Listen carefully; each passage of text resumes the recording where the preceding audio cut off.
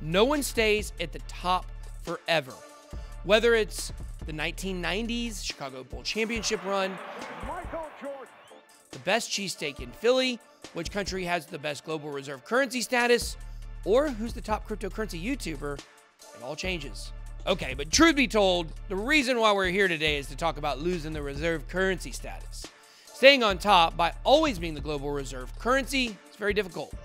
That's something that's not happened in the history of time. Just look at this chart. Over the last 100 years, the United States has established itself as a global reserve power.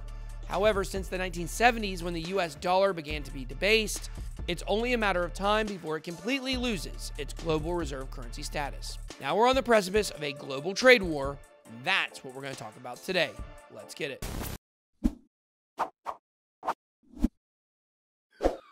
BitSwap is the hottest new way to trade tokens. Crawling all the top decentralized exchanges, BitSwap gets you the very best price and value for your trades. BitSwap is changing the game. Try it now at bitswapdex.io. Welcome to BitBoy Crypto. My name is Ben. Every day I show you how to make money in cryptocurrency. If you like money and crypto, make sure to hit that subscribe button. And if you want even more crypto info, you guys can follow us on Twitter at bitboy_crypto. In today's video, we're going to talk about the US dollar's rise and fall from grace. We'll start with the USA establishing itself as having the global reserve currency status and how that title is slipping away more and more by the day. Ever since the 15th century, during the Age of Exploration, when Portuguese sailor Prince Henry the Navigator began his colonial escapades, there's only been enough room for one global power at a time to have what is known as the world reserve currency status. So what exactly is a reserve currency? Well, to start, a reserve currency is a foreign currency which is kept in large quantities by centralized banks and other financial institutions. These currencies are used for things like investing, leverage for executing transactions with foreign governments, a vehicle to meet international debt that's owed, or to affect the rate of domestic exchange. If a country's central bank is holding a foreign reserve currency, it typically doesn't allow the currency to be in general circulation. Instead, these reserves are typically gained via trade or from a country selling goods in exchange for a native currency. And just as we've all noticed with the Bitcoin cycles that have led us to understand how high prices are going, a lot of principles in economics tend to be cyclical. We've noticed that there's a 100-year cycle playing out time after time after time when it comes to the world reserve currency. Now, as we just alluded to a few moments ago, Portugal had the world's first reserve currency status. During a time period historians refer to as the Age of Exploration, Portuguese explorers began circling around the continent of Africa and using their fleet of ships to lay the foundation for some of the earliest instances of colonial occupation. When these explorers set up camp in different countries, they would typically harvest the natural resources and then schedule voyages back to the initial country where these sailors came from, or to new countries to form new trade routes. These were some of the first examples of a global economy. However, as we said in the beginning, no one stays on top forever, but dang it, we're trying. The Portuguese held reserve currency status for 80 years, from 1450 until 1530, after the Portuguese were exiled to only one part of the Iberian Peninsula. The Spanish era of being the global reserve currency status began. The Spanish era of global reserve currency was marked by several milestones. The most significant milestone of that period as far as global reserve currencies go actually might not have been from Spain themselves.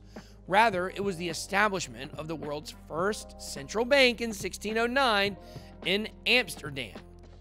That's right, the next in line for global reserve currency established a central bank in the middle of the prior reserve holder's reign of power.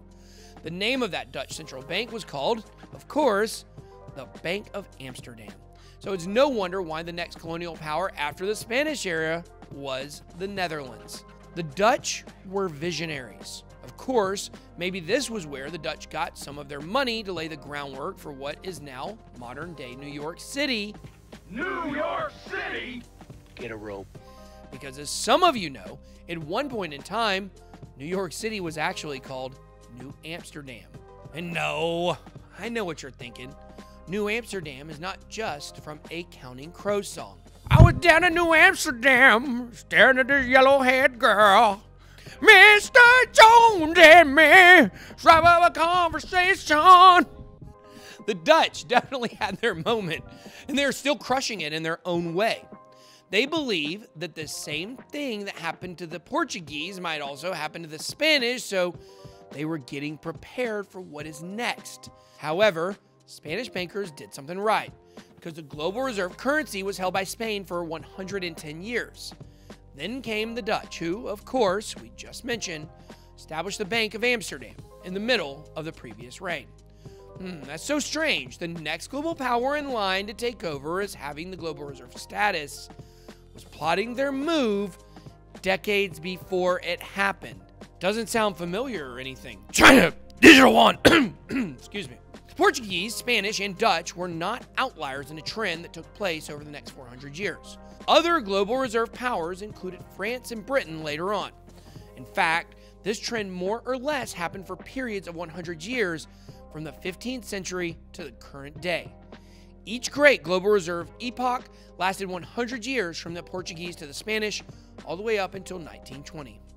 That was the year that the US dollar gained global reserve currency status and replaced the United Kingdom's sterling. 1920, when the United States started to gain the status as the global reserve power, the Great World War had just ended, after taking the lives of 20 million people from almost every country on Earth. That was the start of the American century. The country was heads and shoulders above the rest of the world as far as resources and powers were concerned. However, I said this once, I'll say it 10,000 times, no one stays at the top forever. Of course, there were about 20 to 25 years between when the United States first laid the foundation for the USD as a global reserve status and when the US dollar finally became the global reserve currency via the Bretton Woods Agreement. Of course, if you don't already know the Bretton Woods system, then make sure to check out our video and entire series on the Great Reset. You can check that out by clicking above. The United States held on to this status, but it eventually started to come under fire.